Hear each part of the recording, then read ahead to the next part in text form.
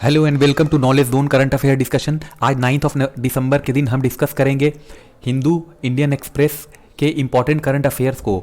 इससे पहले अगर आपने मेरे चैनल को सब्सक्राइब नहीं किया है तो प्लीज़ चैनल को सब्सक्राइब करें। लेक्चर पसंद आता है तो लाइक करें, शेयर करें, अदरवाइज डिसलाइक करें। चलिए डिस्कशन स्टार्ट करते हैं।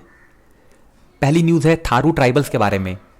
उत्तर प्रदेश गवर्नमेंट ने अभी रिसेंटली एक स्कीम शुरू की है ताकि यहाँ पर जो एथनिक थारू ट्राइब्स है उनके यूनिक कल्चर को अक्रॉस द वर्ल्ड लेके जाया जा सके।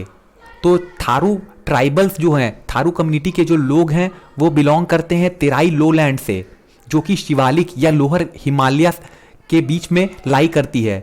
यहाँ पर रहने वाले जो ज़्यादातर ट्राइब हैं वो फॉरेस्ट में रहने वाले हैं। इसके अलावा कुछ ऐसे भी हैं जो कि एग्रीकल्चर को प्रैक्टिस करते हैं। चलिए इसकी लोकेशन देख लेते हैं।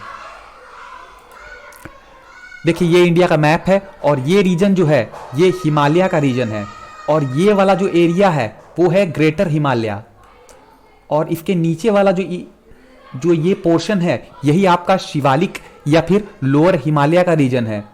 तो ये ट्राइब्स मेनली यहीं से बिलोंग करते हैं। और देखिए ये वाला जो एरिया है ये है उत्तर प्रदेश, उत्तराखंड और बिहार का। तो मेनली जो ये ट्राइब्स हैं इसी एरिया में पाए जाते हैं। इसके अलावा जो नेपाल वाला जो एरिया है यहाँ पर भी इस तरह के ट्राइब्स पाए जाते हैं, यानी कि ये सारे ट्राइब्स इसी सारे एरिया से बिलोंग करते हैं।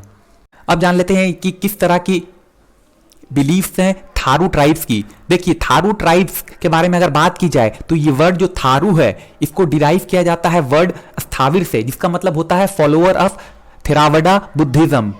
थारू ट्राइब्स जो है वो लॉर्ड शिवा यानी कि महादेव की आराधना करते हैं और उनका मानना है कि नारायण जो है वो सुप्रीम बीइंग है और उनका ऐसा मानना है कि जो सूरज से उनको रोशनी मिलती है, इसके अलावा बारिश और जो भी वो खेती करते हैं, हार्वेस्टिंग करते हैं, वो सारी की सारी चीज़ें उनको नारायण के द्वारा ही प्रोवाइड की जाती हैं। थारू लोग जो हैं वो इंडिया और नेपाल इन दोनों जगह से बिलोंग करते हैं और इंडिया का जो तेराई रीजन है जिसमें मेनली उत्तराखंड, उत्तर प्रदेश और बिहार वाला एरिया आता है वहाँ पर ये लिव करते हैं, जैसा कि मैंने आपको मैप में शो भी किया था। तो जो मेंबर होते हैं इस ट्राइब के, उनकी जो सर्वाइवल है वो मेनली वीट, कॉर्न और वेजिटेबल जो वो ग्रो करते हैं अपने घर के पास उस पे होती है। इसके अलावा जो मेजॉरिटी जो ये ट्राइब्स हैं वो फॉरेस्ट में ही लिव करती है।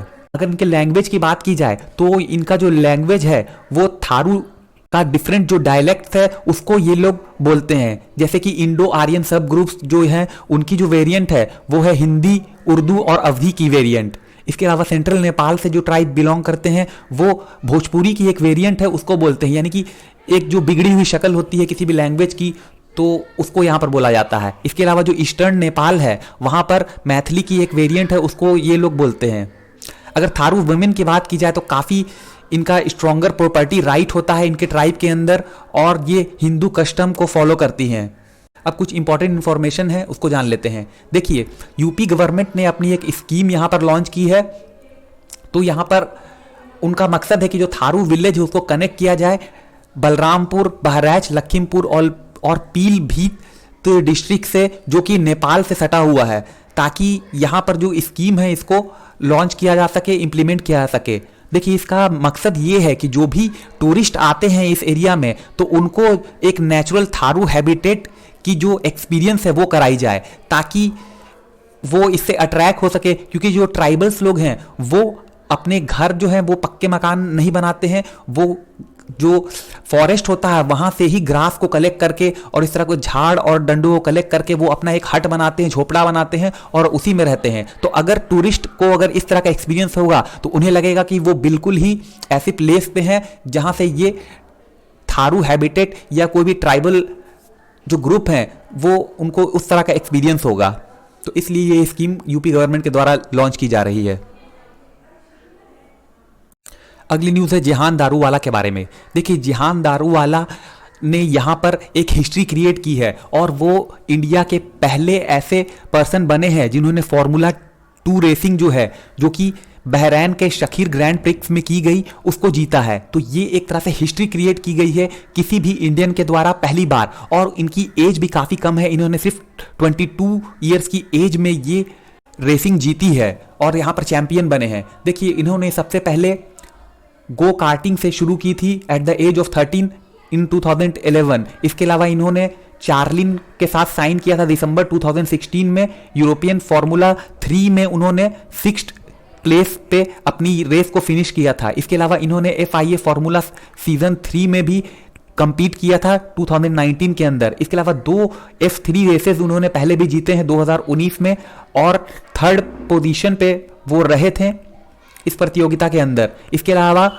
यहाँ पर FIA फार्मूला 2 को भी यहाँ पर उन्होंने रेस किया था 2020 में, और यहाँ पर 2020 के दिसंबर में इन्होंने बहरैन के शकीर में पहली बार यहाँ पर F2 रेस को जीता है, और ये पहले इंडियन बन गए हैं जिन्होंने इस तरह की कोई चैंपियनशिप जीती हो।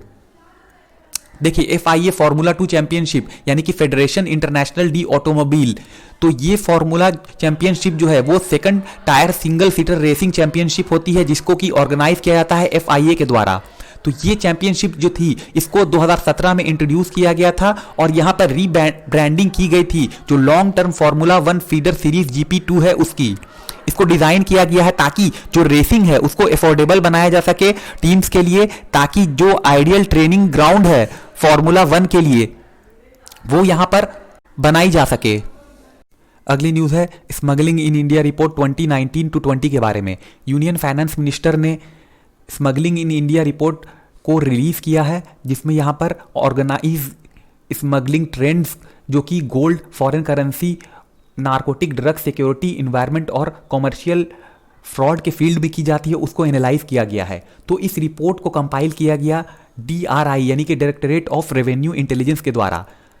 डायरेक्टरेट ऑफ रेवेन्यू इंटेलिजेंस ने यहाँ पर 412 केसेस को डिटेक्ट किया है स्मगलिंग जो की गई है उसके फील्ड में, जिसके बाद यहाँ पर जो भी बैन चीज़ें हैं जिनको यहाँ पर स्मगल किया जा रहा था उसको सीज किया गया, जिसकी अमाउंट यहाँ पर 1949 करोड़ की देखी गई है 2019 और 20 के बीच में। इसके अलावा 837 इकोनॉमिक ऑफेंडर्स को यहाँ पर अरेस्ट किया गया है। इसके अलावा 761 कॉम्प्लेक्स केसेस जो हैं कस्टम ड्यूटी इवेजन के, यानी कि कस्टम ड्यूटी के फील्ड में जो चोरी हुई है उसके यहाँ पर 761 केसेस हैं, जिसमें यहाँ पर 2183 करोड़ रुपीस इन्वॉल्व हैं। तो यहाँ पर ओकेजन पे DRI उत्कृष्ट सेवा सम्मान 2020 को दिया गया शंकरन जी को, जो कि एक ऑफिसर हैं 1961 बैच के इंडियन रेवेन्यू सर्विस के अंदर, तो उनको ये अवार्ड दिया गया है। अगली न्यूज़ है ग्लोबल टीचर प्राइज 2020 के बारे में।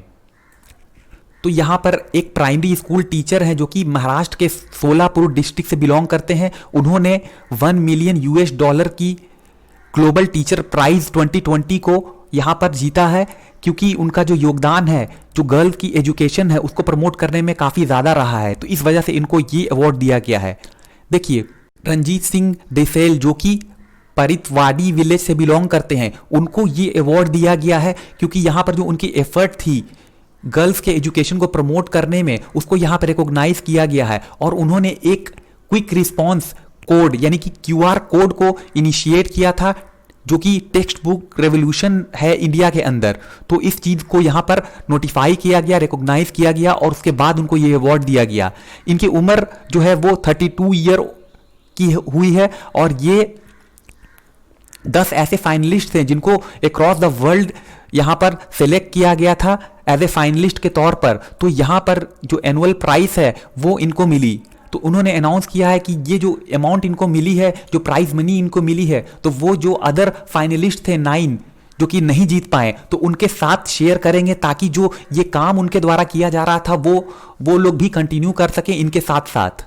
इस अवार्ड को इस्टेब्लिश किया गया लंदन बेस्ड वार्की फाउंडेशन के द्वारा, और इसको दिया जाता है यूनेस्को की पार्टनरशिप के साथ। तो पास्ट में डिजेल ने यहाँ पर उनको innovative researcher of the year 2016 के में भी यहाँ पर उनको नेम किया गया था, और फीचर किया गया है उनको सत्य नडेला की बुक हिट रिफ्रेश के अंदर भी। तो इससे पहले भी वो काफ़ी चर्चा में रहे हैं अपने कामों की वजह से। तो ये थी आज की सारी news. Thank you very much for discussion.